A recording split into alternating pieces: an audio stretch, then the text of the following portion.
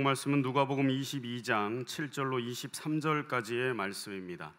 신약성경 133면 정도에 있습니다. 누가복음 22장 7절로 23절까지의 말씀입니다.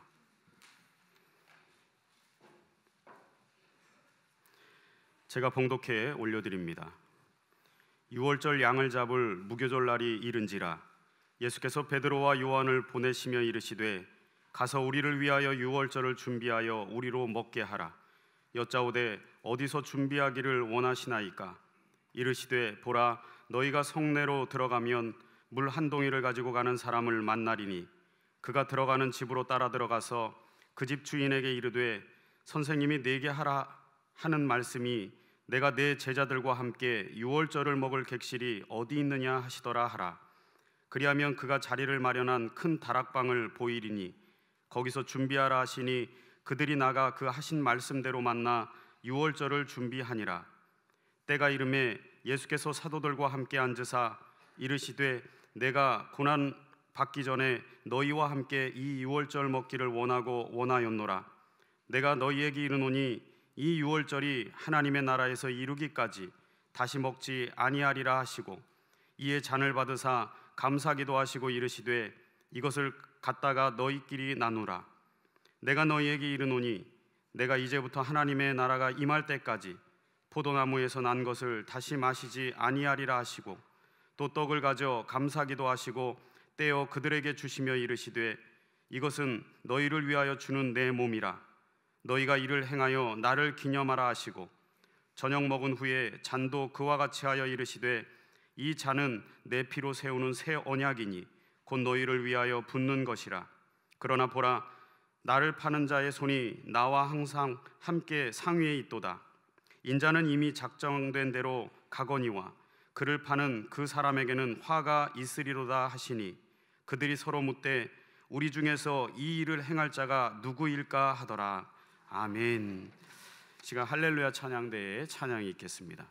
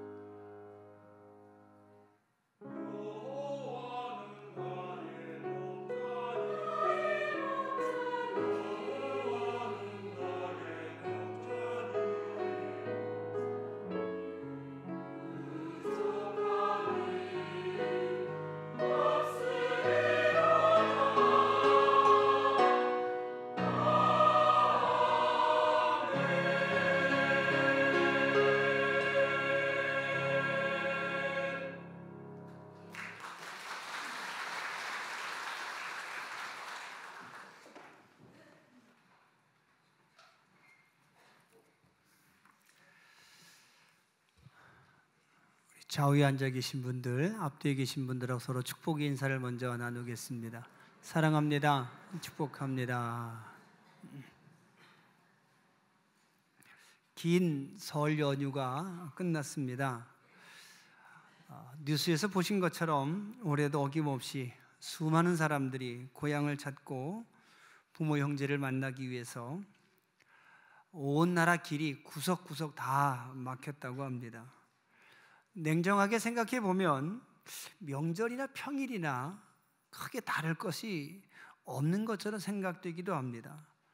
또 지금은 옛날과는 달리 교통이 편리해지고 집집마다 차가 있어서 마음만 먹으면 언제든지 쉽게 고향에 갈 수도 있고 부모 형제 만날 수도 있습니다. 또 스마트폰이나 컴퓨터로 사진 동영상 얼마든지 볼 수 있어서 어린 손자 손녀 멀리 떨어져 있어도 매일매일 자라는 모습, 재롱도는 모습을 동영상으로 볼 수 있습니다. 그래서 굳이 명절에 그 고생을 해서 꼭 그날 찾아가야 될 필요가 있을까 싶은 생각이 문득 들기도 합니다. 하지만 그렇지만은 또 아닌 것 같습니다. 대개 사람들이 명절에 대한 특별한 마음들을 가지고 있습니다. 그래서 평소에는 못 찾아뵈어도 명절만큼은 꼭 고향에 가서 부모 형제 찾아뵙는 것이 도리라고 생각을 합니다. 그래서 1시간, 2시간이면 넉넉히 가는 그 거리를 명절에 5시간, 6시간 걸려도 불평하지 않고 부모님 뵙고 고향을 찾습니다. 매년 길 막혀서 차에 갇혀서 고생하면서 말할 때는 내년부터는 어떻게 해봐야지, 내년부터는 어떤 길을 생각해 봐야지 이렇게 말하지만 역시 명절 돌아오면 작년과 똑같은 고생할 거 뻔히 알면서 또 길 떠나는 것이 우리들의 모습이 아닌가 싶습니다. 그런데 우리나라만 그런 것은 아니라고 합니다. 어느 나라든 명절에 대한 생각은 다 아주 특별하게 똑같은 마음을 가지고 있는 것 같습니다. 이스라엘도 그랬습니다. 우리나라 설이나 추석처럼 이스라엘도 큰 명절이 있는데 그것이 바로 유월절입니다. 이스라엘이 애굽에서 종살이 하다가 해방되던, 그래서 그 이스라엘을 빠져나오던 그 마지막 날을 기념하는 유월절과 그 다음 날부터 이어지는 일주일간의 무교절이 이스라엘에게 있어서 가장 큰 명절이라고 합니다. 그리고 우리나라 명절은 각각 자기 고향으로 흩어지지만 이스라엘의 유월절은 모두가 다 예루살렘으로 모인다 합니다. 특별히 성전에 모여서 특별한 유월절 의식을 행하고 유월절 음식을 먹어야 되기 때문에 이 유월절 일주일 기간에 예루살렘 성은 그야말로 인산인해를 이룬다고 합니다. 오늘 본문에 나오는 예수님의 말씀 또 행적은 바로 이런 유월절에 생긴 일입니다. 우리는 이 유월절에 말씀하신 예수님의 말씀과 행적을 통해서 굉장히 중요한 몇 가지 교훈을 얻게 됩니다. 특별히 예수님께서 12 제자를 앉혀놓고 하신 말씀이기 때문에 이 땅 위에서 육신 가지고 예수님의 제자로 살기 위해서 오늘 우리가 어떻게 해야 되는지를 배울 수 있는 중요한 예수님의 말씀입니다. 이제 오늘 말씀을 통해서 이 땅에서 예수님의 제자로 사는 법을 배우셔서 하나님께서 우리에게 맡기신 제자의 삶을 승리해 나가는 여러분들 되시기를 주님의 이름으로 축복합니다. 첫째로 우리가 오늘 본문에서 배워야 되는 것은 하나님의 준비하심을 믿는 믿음이 제자로 사는 첫 번째 방법이라는 사실입니다. 우리가 예수님의 제자로 살려면 먼저 내 삶의 모든 것들을 하나님께서 계획하셨을 뿐만이 아니라 그 계획을 이루시기 위해서 하나님이 이미 준비하셨다는 사실을 믿는 믿음이 필요합니다. 예수님의 제자는 자기 스스로 자기의 길을 개척해 나가는 것이 아닙니다. 예수님의 제자는 스승인 예수보다 더 큰 사람 되려고 노력하고 애쓰는 것이 아닙니다. 보통의 제자들은 스승의 가르침과 스승의 연구 위에 자신의 것을 덧붙여서 더 크고 더 놀라운 공로, 더 큰 업적을 만들어내려고 애를 쓰지만 예수의 제자들은 그렇지 않습니다. 예수님의 제자들은 하나님의 준비하심을 믿는 믿음으로 살고 하나님의 계획하심에 철저하게 순종하는 삶을 살아가는 것이 예수님의 제자입니다. 그래서 성경에 나타난 모든 하나님의 사람들은 철저하게 스스로 자기의 길을 만들어간 사람들이 아니라 하나님의 계획하심을 믿고 하나님의 준비하심을 의지하고 산 사람들입니다. 히브리서 11장에 보시면 노아는 보이지 않는 일에 경고하심을 받아서 방주를 지었다라고 말씀하고 있습니다. 하나님께서 전혀 이해도 할 수 없고 보여주지도 않은 미래의 일을 말씀하시고 그 말씀에 믿음 가지고 방주를 지은 사람, 이것이 노아라는 겁니다. 히브리서 11장 7절의 말씀을 함께 읽겠습니다. 믿음으로 노아는 아직 보이지 않는 일에 경고하심을 받아 경외함으로 방주를 준비하여 그 집을 구원하였으니 이로 말미암아 세상을 정죄하고 믿음을 따르는 의의 상속자가 되었느니라. 아멘. 또 아브라함은 하나님의 명령에 순종해서 갈 바를 알지 못하고 떠났다라고 기록하고 있습니다. 어디로 가야 될지, 어디로 가야 되는 건지 전혀 알지 못한 채 길을 떠난 사람, 그가 아브라함이라는 겁니다. 그리고 아브라함이 그렇게 갈 바를 알지 못하고 길을 떠난 것은 하나님께서 계획하시고 하나님께서 지으실 터가 있다는 사실을 믿었기 때문에 떠났다고 성경은 말합니다. 다시 말해서 하나님이 준비하셨다, 하나님이 계획하셨다, 그것만 믿고 그냥 길을 떠난 사람, 이게 아브라함입니다. 히브리서 11장 10절의 말씀을 함께 읽겠습니다. 이는 그가 하나님이 계획하시고 지으실 터가 있는 성을 바랐습니다. 아멘. 여러분, 노아처럼 아브라함처럼 예수님의 제자는 예수님을 믿는 믿음으로만 삽니다. 하나님께서 계획하셨음을 믿는 믿음으로 살아가는 것, 이것이 하나님의 사람이고 예수의 제자이며 여러분, 오늘 우리의 삶이어야 한다는 사실을 믿으시기 바랍니다. 오늘 본문을 보시기 바랍니다. 6월절에는 6월절에 양을 잡아서 6월절을 기념해야 합니다. 출애굽 당시 이스라엘 사람들이 사는 집 문에 양을 잡아서 그 피를 바름으로 하나님의 죽음의 사자가 그 피를 보고 이스라엘 사람 집은 건너뛰고 애굽 사람의 집에만 들어가서 그 집의 첫 아들을 죽였던 그 사건을 기념하고 기억하는 것이 6월절 양의 피를 문에 바르는 겁니다. 그렇게 6월절 양을 잡은 다음에는 누룩이 들어있지 않은 6월절 음식을 먹어야 되는 것이 6월절을 지키는 방식입니다. 그리고 이 6월절이라는 이스라엘의 명절은 가장 큰 유대 사람들의 명절입니다. 온 나라의 남자들이 모두 다 예루살렘으로 모이는 명절입니다. 때문에 미리 방을 예약해야 합니다. 미리 식당도 예약해야 합니다. 미리 먹을 음식을 반드시 준비하지 않으면 명절을 지낼 수가 없습니다. 여러분, 휴가철에 우리나라도 방이 없지 않습니까? 각자 흩어져서 있어도 방이 없는 건데, 여러분 6월절에 온 나라 남자들이 한 도시로 모이니까 미리미리 예약하지 않으면 묵을 방도 먹을 음식도 준비할 수 없는 것 당연합니다. 그래서 예수님께서 제자들에게 6월절을 준비하라고 말씀하십니다. 하지만 아시는 것처럼 제자들은 6월절을 위해서 미리 방도 예약해 놓지 않았습니다. 음식도 준비하지 않았습니다. 그래서 6월절을 준비하라는 예수님 말씀을 듣고 제자들이 예수님에게 되묻습니다. 여짜오되 어디서 준비하기를 원하시나이까? 여러분, 이 말씀은 제자들이 여러 군데 준비해 놓았으니까 어디든 선택하십시오, 어디를 말씀하시든 우리가 다 방도 음식도 준비할 수 있습니다, 이런 뜻이 아닙니다. 그 반대입니다. 방을 예약해 놓지 않았습니다. 먹을 음식도 준비하지 않았습니다. 지금 준비할 수도 없습니다. 온 나라 사람들이 다 예루살렘에 모여서 다 예약된 방들 다 나갔는데 어디서 준비하겠습니까? 그런 뜻입니다. 자기 힘으로는 유월절을 묵을 방도 음식도 준비할 수 없다는 뜻입니다. 그러자 예수님께서 제자들에게 이렇게 말씀하십니다.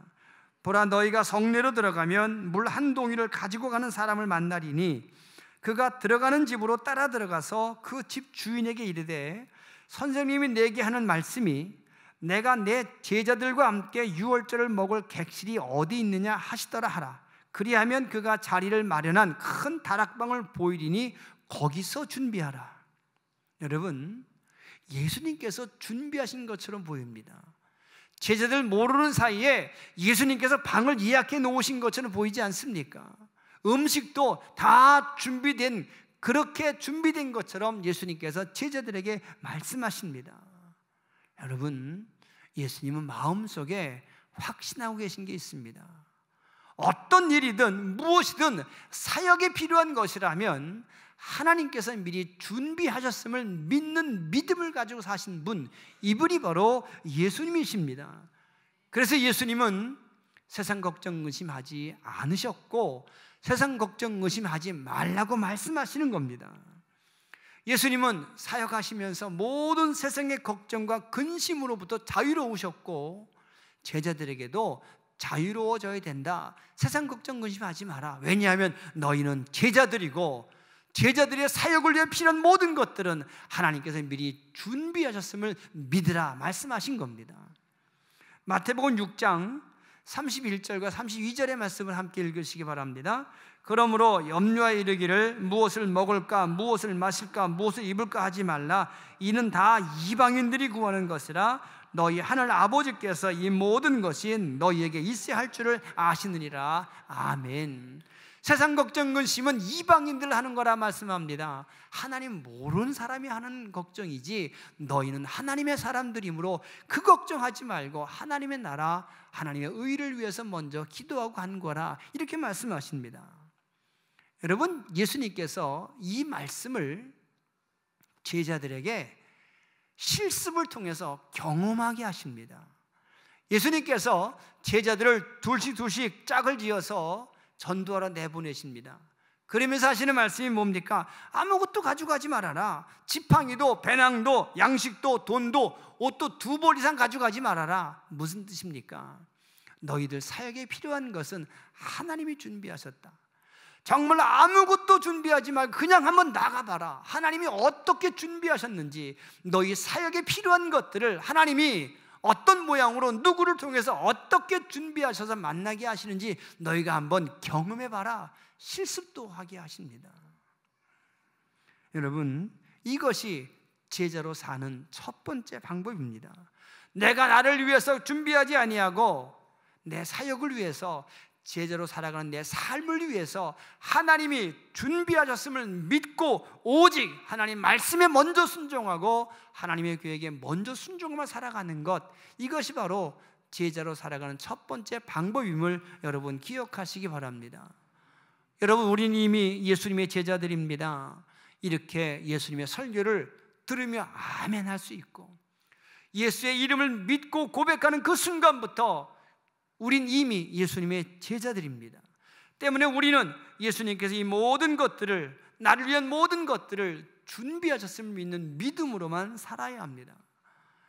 나를 위한 걱정, 근심 내려놓고 예수의 제자로서 먼저 하나님의 나라를 위해서, 예수님의 말씀 위해서 먼저 생각하고 결단하고 선택하는 그런 삶을 살아가는 여러분들 되시기를 바랍니다. 두 번째로 예수님의 제자로 사는 방법은 사람을 버리지 않는 겁니다. 심지어 원수라 할지라도 버리지 않는 것, 그것이 예수의 제자로 살아가는 두 번째 방법입니다. 본문 19절 이하의 말씀을 보시기 바랍니다. 하나님이 준비하신 다락방에 유월절 음식을 먹으려고 이제 예수님과 제자들이 둘러 앉았습니다. 그리고 그 마지막 식탁에, 그 중요한 유월절의 식탁에 예수님께서 가룟 유다가 다른 제자와 함께 앉는 것을 허락하십니다.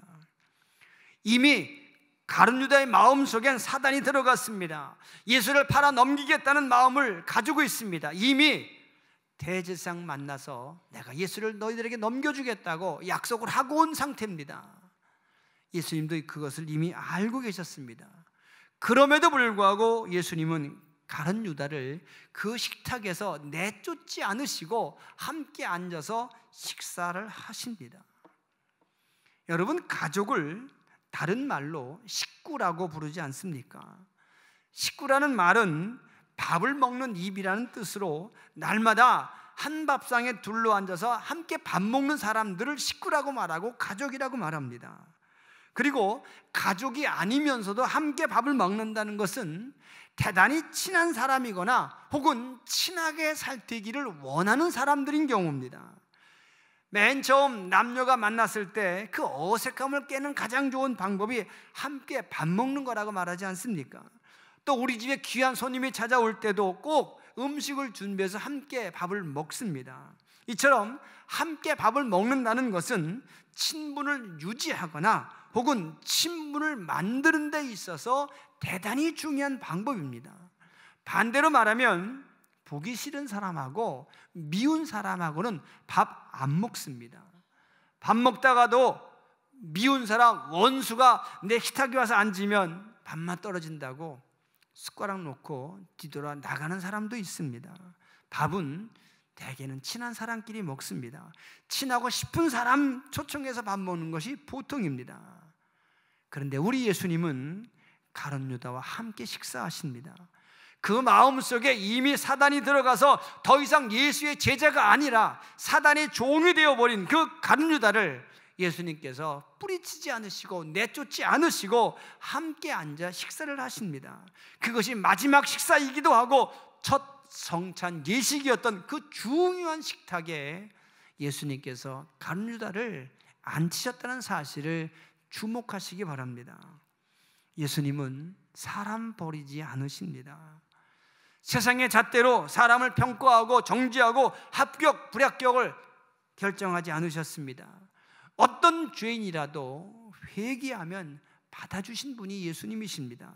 어떤 사람이라도 회개하고 돌아올 때까지 기다려주신 분이 예수님이십니다. 그래서 예수님은 모든 사람들에게 소망이 되시는 겁니다.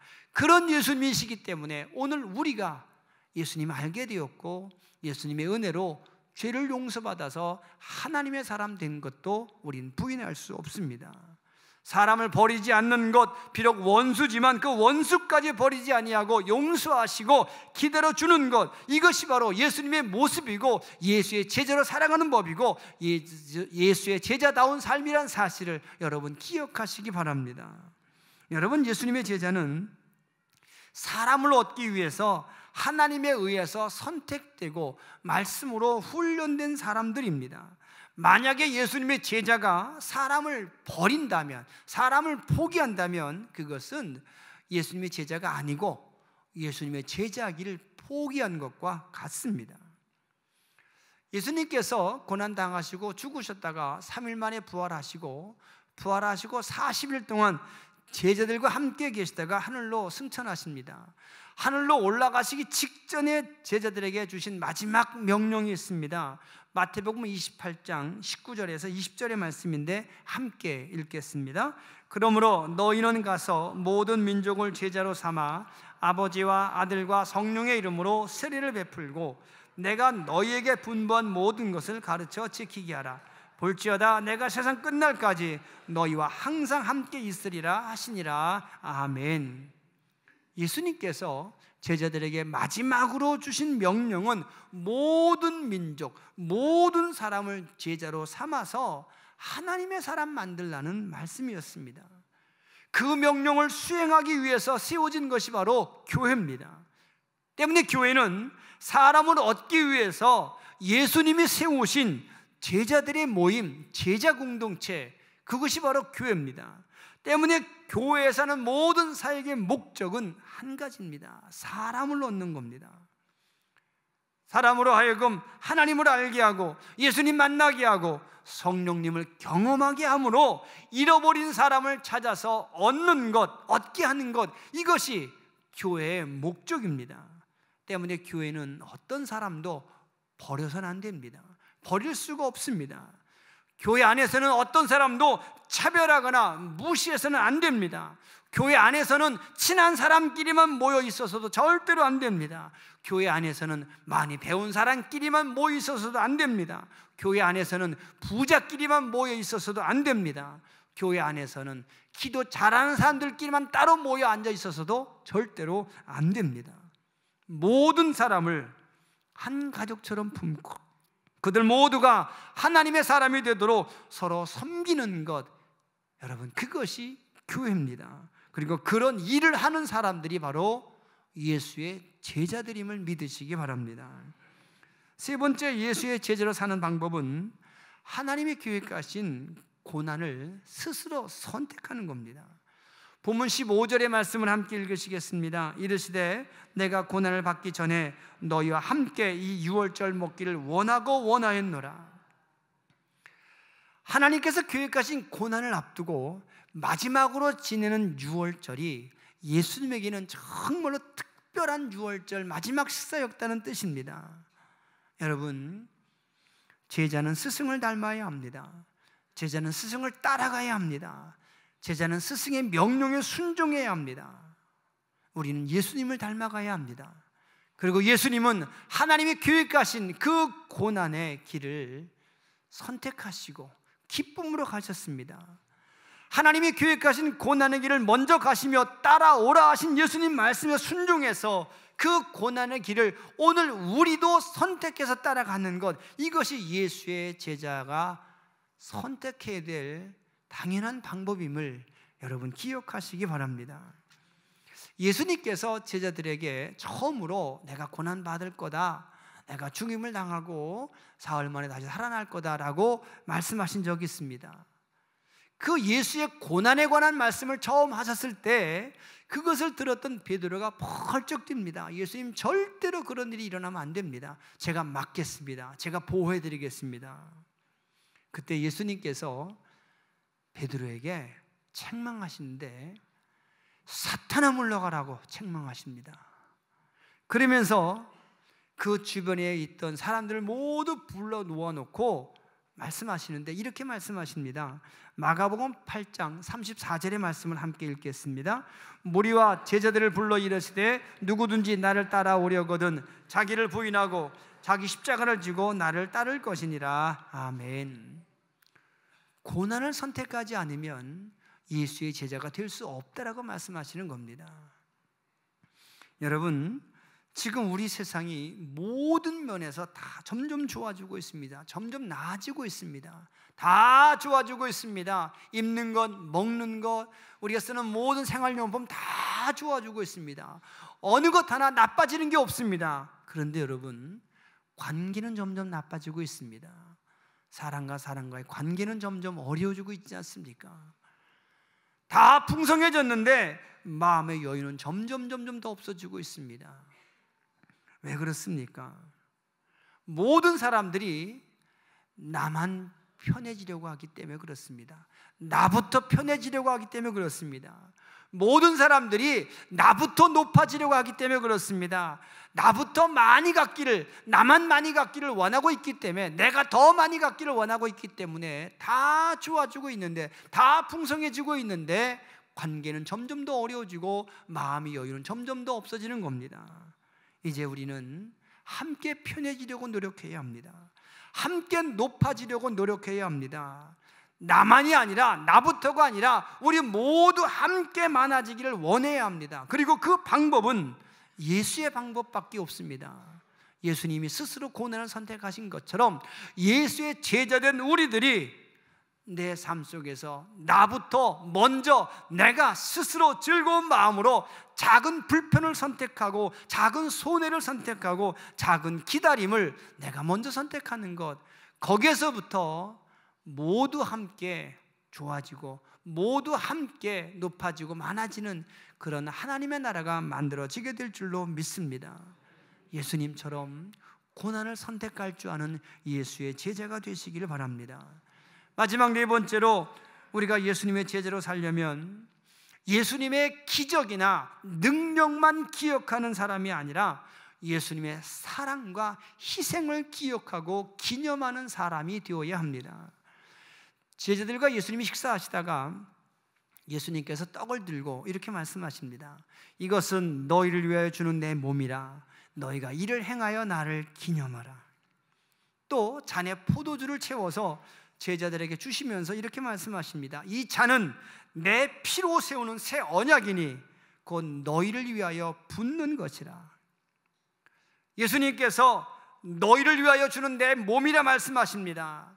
포도주를 가리켜서 내 피라 말씀하십니다. 그리고 말씀하시기를 이것을 행하여 나를 기념하라 하십니다.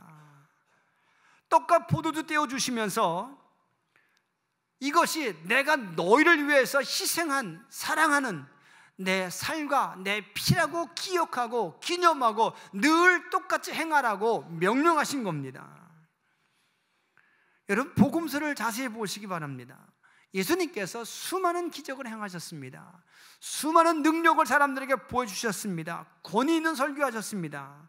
하지만 그 수많은 기적과 능력 있는 말씀하신 후에 사람들에게 내가 지금 한 설교 기록하고 내가 보여준 기적의 사건들을 낱낱이 기록해서 후대에 전해라, 이렇게 말씀하신 적이 한 번도 없습니다. 예수님께서 죽은 자를 살리셨습니다. 앉은 병에 이렇게 세우셨습니다.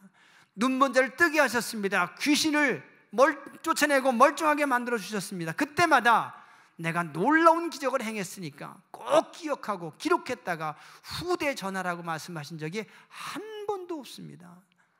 다 뭐라고 말씀하십니까? 소문내지 말아라.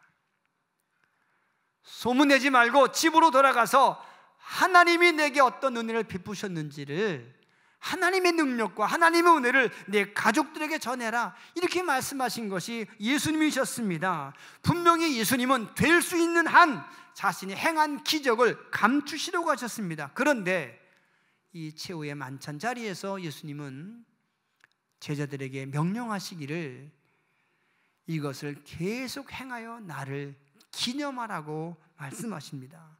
그렇다면 여러분, 예수님께서 성찬 예식을 통해서 떡과 포도주를 떼어주는 그 의식을 통해서 예수님의 어떤 모습을 기억하라고 하시는 요구이겠습니까? 여러분, 능력과 기적을 기억하라는 것이 아니라 사랑과 희생을 기억하라는 뜻입니다. 기적은 말 그대로 신기하고 놀라운 사건입니다. 큰 구경거리입니다. 하지만 성찬 예식은 기적이 아닙니다. 구경거리가 아닙니다. 그것은 신앙 고백입니다. 성찬식을 계속 행하여서 나를 기념하라 하신 예수님 말씀은 예수님께서 행하신 기적과 그 능력은 다 잊어도 되지만 예수님께서 사람들을 위해서 피를 흘리셨다는 사실, 예수님께서 사람들을 위해서 십자가 위에서 살과 피를 찢기셨다는 사실은 기억하고 기념하라는 뜻입니다. 내 눈에 예수의 능력과 기적의 사건이 보이지 않아도 예수님이 너를 위해서 돌아가셨음은, 너를 위해 희생하셨음을, 그것만은 잊지 말고 기억하라는 뜻입니다. 여러분, 생각해 보시기 바랍니다. 기적을 구경하던 사람들은 기적이 끝나면 다 집으로 뿔뿔이 흩어져 돌아갔습니다. 하지만 예수님의 사랑과 희생에 감동된 사람들은 예수님 곁을 떠나지 않았습니다. 눈에 보이는 기적 위에 신앙을 쌓지 말고 예수님의 사랑과 희생이 나를 위한 것임을 믿는 신앙 고백 위에 우리의 믿음이 쌓아져야 된다는 사실을 기억하시기 바랍니다. 여러분, 복음서를 보시기 바랍니다. 예수님의 기적을 보고 따라다닌 사람들, 그 무리들, 그 군중들의 대부분이 예수님의 십자가에 못 박으라고 소리친 사람들이었습니다. 예수님께서 죽은 사람을 살렸을 때 그것을 구경하던 사람들, 예수님께서 귀신을 쫓아낼 때 그 신기하고 놀라운 상황을 눈으로 본 사람들입니다. 오병이어의 기적에는 여러분, 그 기적의 떡과 고기를 먹은 사람들이었습니다. 하지만 그들이 예수님 십자가에 못 박으라고 소리쳤고, 예수님께서 십자가 위에 달려 계셨을 때에도 마지막으로 이 엄청난 순간에 분명히 저 예수가 십자가 위에서 기적을 또 한번 행할 거다, 놀라운 사건이 일어날 거다, 기적에 대한 호기심을 가지고 기대를 가지고 십자가 밑에 있었던 사람들 다 집으로 돌아버리고 말았습니다. 하지만 여러분, 예수님의 사랑과 예수님의 용서하심과 예수님의 희생에 감동된 사람들은 그 십자가 밑에 머물러 있었고 빈 무덤을 찾아갔었다는 사실을 기억하시기 바랍니다. 때문에 예수님의 제자들은 반드시 예수님의 사랑과 희생은 기억해야 합니다. 능력과 공로와 기적의 사건들은 잊어버려도 괜찮습니다. 하지만 예수님이 나를 위해서 십자가 위에서 고난당하신 것, 그 고난 때문에 내가 용서받은 하나님의 사람이 되었다는 사실만큼은 잊지 않고 기억하고 기념해야, 그래야 예수의 제자로 살 수 있게 된다는 사실을 믿으시기 바랍니다. 그렇지 않으면 가룟 유다처럼 그 마음에 사단이 들어가서 사단의 종이 된다는 사실을 기억하시기 바랍니다. 사랑하는 성도 여러분, 우리는 예수님의 제자들입니다. 이 땅에 사는 모든 사람들에게 하나님의 살아계심을 증거하고 그들에게 예수님의 말씀을 전해야 되며 그들이 삶에서 성령님을 경험할 수 있게 해야 되는 예수님의 제자들입니다. 때문에 우리는 우리를 위해서 준비하신 하나님의 준비하심, 예수님의 준비하심과 계획하심을 믿어야 합니다. 어떤 사람이라도 내 판단에 의해서 버려서는 안 됩니다. 하나님께서 계획하신 그 고난을 기쁨으로 선택해야 합니다. 그리고 예수님의 사랑과 희생을 늘 기억하고 기념하며 살아야 합니다. 우리가 이런 예수의 제자로 살아갈 때 우리 삶을 통해서 하나님의 능력이 나타나고 우리 삶을 통해서 하나님의 나라가 만들어질 줄로 믿습니다. 합심해서 함께 기도하길 바랍니다. 하나님, 우리들 예수의 제자로 살기를 원합니다. 그래서 이 땅에 하나님의 나라를 세우게 하시고 예수님 원하시는 사랑의 공동체를 우리가 만들어가게 하여 주옵소서. 합심해서 기도하겠습니다. 사랑이 많으신 아버지 하나님, 고맙습니다. 감사합니다. 이제 우리 모두 예수님의 제자로만 살아가기 원합니다. 예수님께서 원하시는, 바라시는 예수의 제자 되는 조건들을 잘 기억하게 하시고 그 조건을 맞추어서 오직 하나님의 나라 만들고 하나님의 능력을 증거하는 예수의 제자로만 살아가게 하여 주옵소서. 예수님 이름으로 기도합니다. 아멘. 하나님, 우리 모두 예수님의 제자로 삼아주시니 감사합니다. 이 땅에 사는 동안에 예수의 제자로 살게 하시어서 우리 삶을 통해서 하나님의 나라가 만들어지고 우리 삶이 가장 복되고 아름다운 삶이 되도록 우리를 제자로 삼아주시고 제자로 살기 위해서 갖춰야 될 모든 조건들을 능히 갖출 수 있도록 성령의 도우심을 허락하여 주옵소서. 예수님 이름으로 기도합니다. 아멘.